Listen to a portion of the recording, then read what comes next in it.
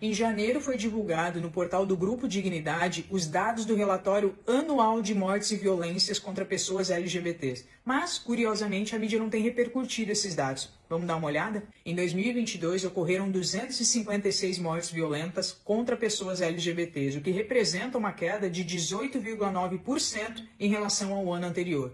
No primeiro ano do governo Bolsonaro, essa queda foi de 22%. No segundo ano, 28%. No terceiro ano, houve um aumento de 33%, e ainda assim esse número ficou abaixo da média dos últimos 10 anos. A justificativa apresentada para a queda no número total de mortes do último ano, apresentada pelo Grupo Gay da Bahia, que é o responsável pela elaboração desse relatório, é a mesma lá de 2020, a pandemia e o medo do discurso de ódio do governo que teria feito as pessoas ficarem mais reclusas em casa. Só que em 2022 nós não estávamos mais em lockdown e apesar de ainda conviver com o Covid, as pessoas seguiram sua rotina normalmente. E também foi o ano em que a Parada do Orgulho LGBT bateu o recorde de público de 4 milhões de pessoas. Se a gente olhar para os dados da série histórica, essa justificativa faz menos sentido ainda. Durante o governo PT foi justamente o período em que houve o maior aumento no número total de mortes de pessoas LGBT. Se a gente olhar ano a ano, de 2013 a 2011, governo Lula, houve um aumento de 53%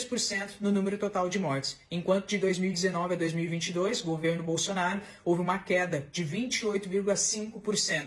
E foi contra esse governo que apostaram alto na narrativa de opressão, repressão, perseguição e uma explosão no número de mortes. Indo além, se a gente olhar o resultado por regiões, o Nordeste foi considerada a região mais perigosa para a comunidade LGBT por ter concentrado 43% do total de mortes no país, enquanto a região Sul foi considerada a mais segura por ter tido apenas 5,8% do total de mortes. Se historicamente o PT fez maioria de votos no Nordeste e a bandeira do PT hoje é que o amor venceu, como explicar que na região onde o amor sempre venceu foi justamente a região em que concentrou o maior número de mortes contra pessoas LGBTs? Como explicar que a região Sul, onde Bolsonaro fez a maioria dos votos e que nós fomos taxados de bolsonaristas homofóbicos, tenha tido menor número de mortes? No ranking de estados, a Bahia é o estado que teve o maior número de mortes do país, seguido de São Paulo, Pernambuco, Minas Gerais, Maranhão e Pará, enquanto que os estados que tiveram o menor número de óbitos foram Santa Catarina, Rio Grande do Sul,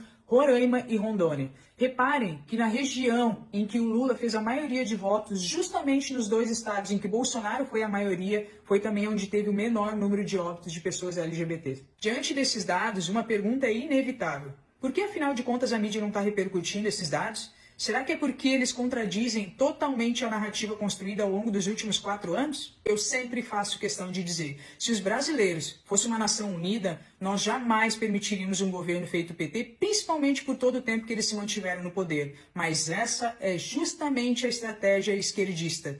Provocar a divisão de classes através de discursos repetidos paulatinamente, dividindo as pessoas entre héteros e homossexuais, brancos e negros, ricos e pobres, homens e mulheres, porque quando eles dividem as pessoas, sempre vai ter um lado que vai se sentir oprimido, excluído e prejudicado. E é a essas pessoas que eles direcionam um discurso feito canto da sereia. E são essas pessoas que mais facilmente serão manipuladas com um discurso de justiça social e democracia. Enquanto as pessoas continuarem acreditando em narrativas e ignorando completamente os fatos, elas vão continuar sendo enganadas e vão continuar defendendo aquilo que justamente as prejudica. E não sou eu que estou dizendo isso, são os dados, são os fatos. Se eu posso dizer mais uma coisa para vocês, sejam mais racionais e menos passionais.